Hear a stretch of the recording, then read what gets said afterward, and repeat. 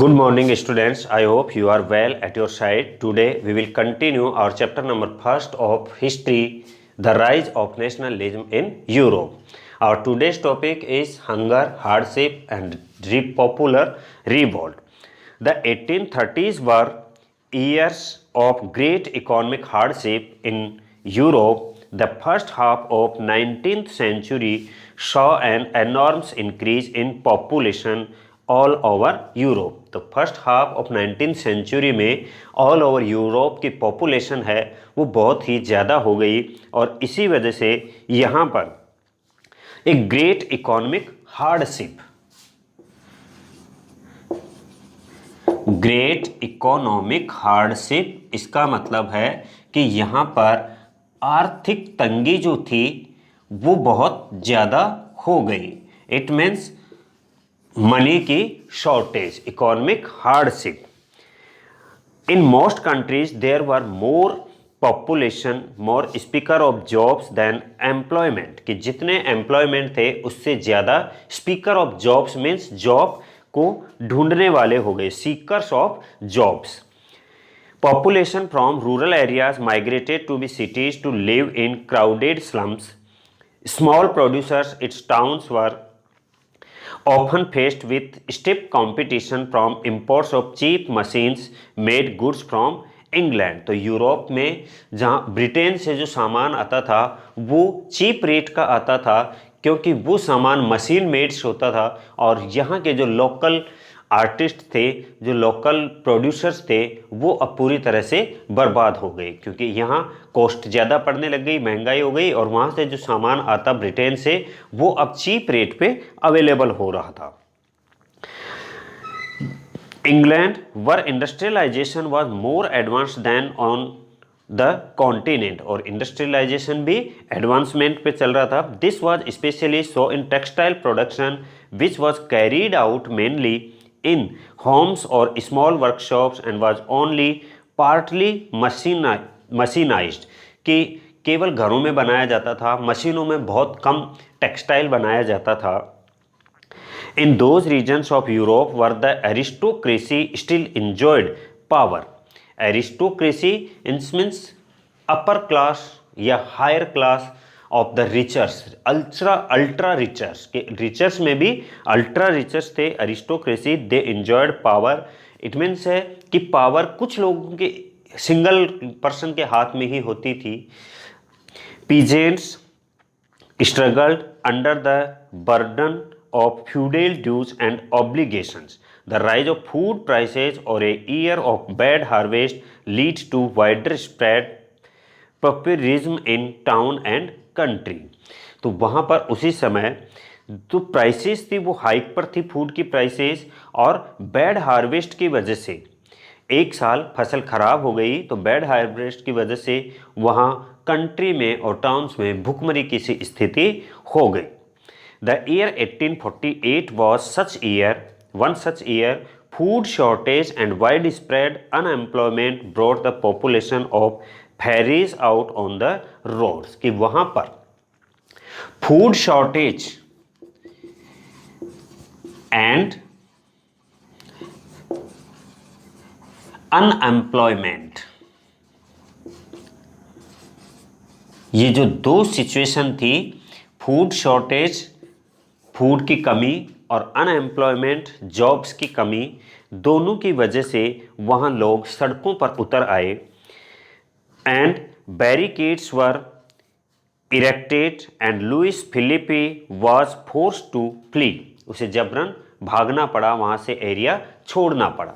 National assembly proclaimed a republic, granted suffrage to all adult male above 21 and guaranteed the right to work. वह national assembly का construction हुआ, बनी, और republic proclaimed a republic, एक republic की तरफ वो एक कदम था, और इसने वोटिंग राइट जो था वो एडल्ट मेल को अबाउट 21 ईयर एज पर दिया, और granted the right to work, काम का राइट दिया। National workshop to provide employment were set up, employment provide करवाने के लिए वर्कशॉप सेटअप की गई। Earlier in 1845 weavers in Silesia had led a revolt against contractors who supplied them raw material and gave them orders for finished textile but drastically reduced their payment। कि उन लोगों के खिलाफ भी उन्होंने अगेंस्ट में आ गए, उनके रिवोल्ट कर दिया उन्होंने, जो उनसे सामान दे करके, रॉ मटेरियल दे करके और गुड्स बनवाते थे फिनिश टेक्सटाइल, बट उनकी रेट इन्होंने कम कर दी, पेमेंट कम देना स्टार्ट कर दिया। The journalist William Wolff describe the events in a Silesian village as follow. उन्होंने जो है उस समय की तस्वीर पेश की कि in these village with 18,000 inhabitants cotton weaving is the most wide spread occupation.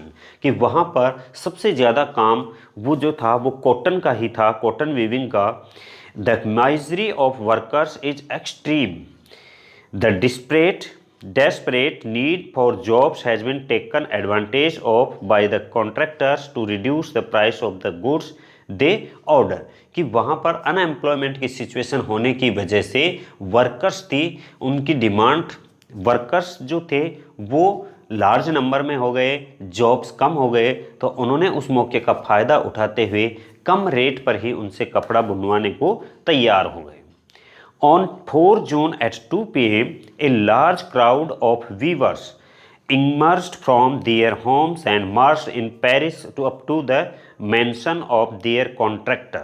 Paris से निकल करके और उनके कॉन्ट्रैक्टर्स के जो रेजिडेंस थे वहाँ तक उन्होंने मार्च किया, डिमांडिंग हायर वेजेज, और उनकी डिमांड थी कि उन्हें प्राइस ज़्यादा दी जाए।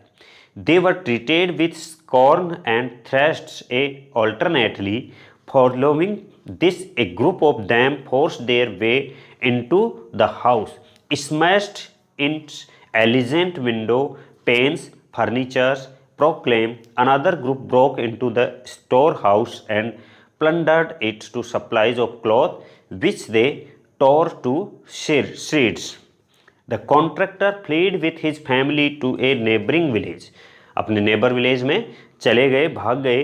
विच however refuse to shelter such a person. और ऐसे लोगों को उन विलेजर्स ने भी पनाह देने से मना कर दिया। He return 24 hours later having requested the army. In the exchange that followed 11 weavers were shoot. 11 weavers को मार दिया गया। Our next topic is 1848, the revolution of liberals। 1848 revolution of liberals।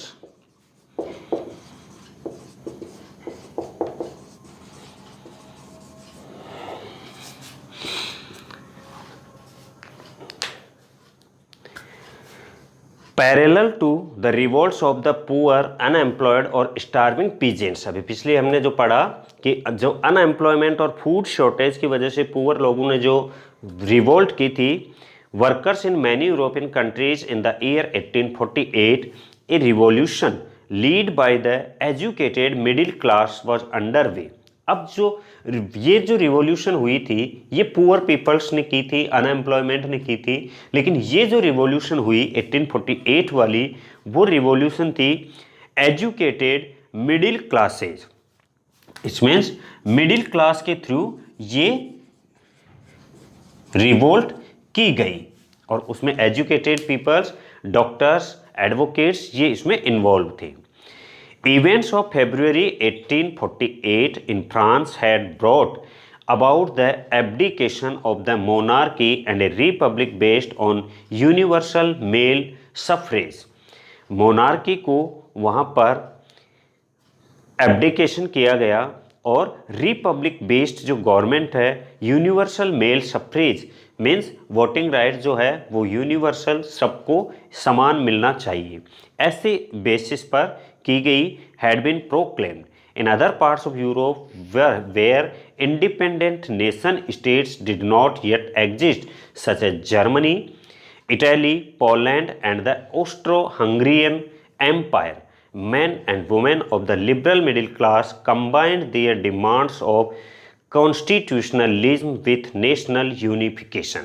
यहाँ के लोगों ने भी डिमांड शुरू कर दी कि कॉन्स्टिट्यूशनलिज्म विथ नेशनल यूनिफिकेशन, ऐसा कॉन्स्टिट्यूशन बनना चाहिए जिसमें नेशनल यूनिफिकेशन हो। They took advantage of growing popular unrest to push their demand for the creation of a nation state on parliamentary principles.